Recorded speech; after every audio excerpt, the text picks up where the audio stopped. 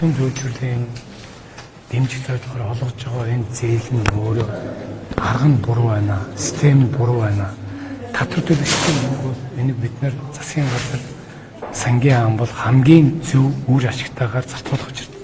Тэгжээж тэр эдийн засгийн өсөлт таа байна. Тэр ягаад ард иргэдийн карманд орохгүй байна гэдэг зүйл чинь эдгээр эдийн засгийн өсөлт хэлээч гэсэн орж ирсэн орлогоо бид нар буруу зүйл зарцуулагдаад байвал энэ нэрээ эдийн засгт идэвхжүүлэлт өгдөг ард иргэдийн тулгамдад байгаа асуудлуудыг шийдвэрлэж чадахгүй болчихдог. Ийм учраас бид нар яг энэ сан дээр бол бид нар энд асуудал байна.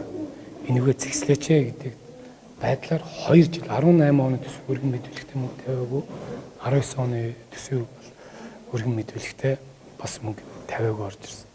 Яг л зэгцэлчээд явахгүй бол байгаа мөнгөн дээр ажиллаад нөгөө өмнөх оронтлогдсон байсан өмнөдөө хэрэг төлөгдөх тийм зүйл дээр анхаарал бага тавигдаад байдаг учраас эхлээд зэгслээ.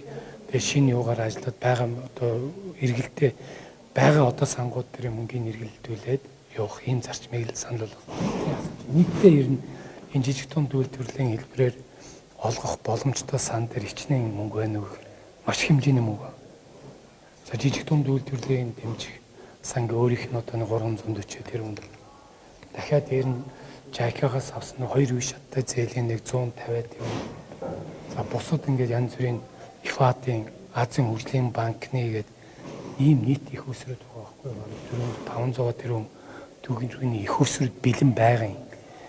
Тэгэхээр энүүгээ одоо гүйцэд зөв ашиглаач гэдэг ийм саналыг л бид нэр боловсруулаад засгийн газарт оруулахаар ингээд бэлтжээд байж байгаа. Сайдаа 29 сан биш үү? Тэр яг хичнээн төгрөгийг бэлтгэн гээ. Яг энэ 29 сан. Гүү энэ дотор чинь жишээлбэл зарим 29 санг бүх санг одоо тартаа хаах хэвээр зогсоох хэвээр зарим нэг хүмүүс тийм хитрхи популист юм яриад хэлээ л дээ.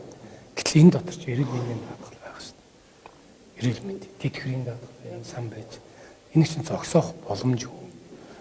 Тэгэхээр эн чинь явдгаар явна. Тэгээ зогсоох боломжтой зүйлүүдэд бид нэр судлаад оруулж ирээд явж байгаа. Ер нь сан гэдэг нэрээрээ биш одоо нэлээд олон зүгээр төсвүүдээрээ зарлагын тавиал хэрэгжүүлээ явуучих юм боломжтой зүйлүүд байгаа даа учраас би энэ засгийн газрын уралдаанаар оруулсан дараагаар дэлгэрэнгүй мэдээлэл. Жижиг дундын зээл яг эзэнтэй байна те. А бусад сангуудаас авсан зээлүүд эзэнгүү буух эзэнгүү үлдсэн тийм өнгөн дүнгууд байгаа болов? Тэр шалгалтын дүн ороо гарахаар бид нар засгийн газар дээр мэдээлсэн дүнгээ ямар найдвартай бол нийтээр тавьчих ш тэр гарч ирсэн мэдээлэл дээр ажиллах нь бол та бүгдийн эрх. Энэ бол бүх мэдээлэл. Яагаад вэ гэхээр энэ өөрөө олон нийтийн оролцоотой байж буруу зүйлүүд засагдчих ш тийм ээ.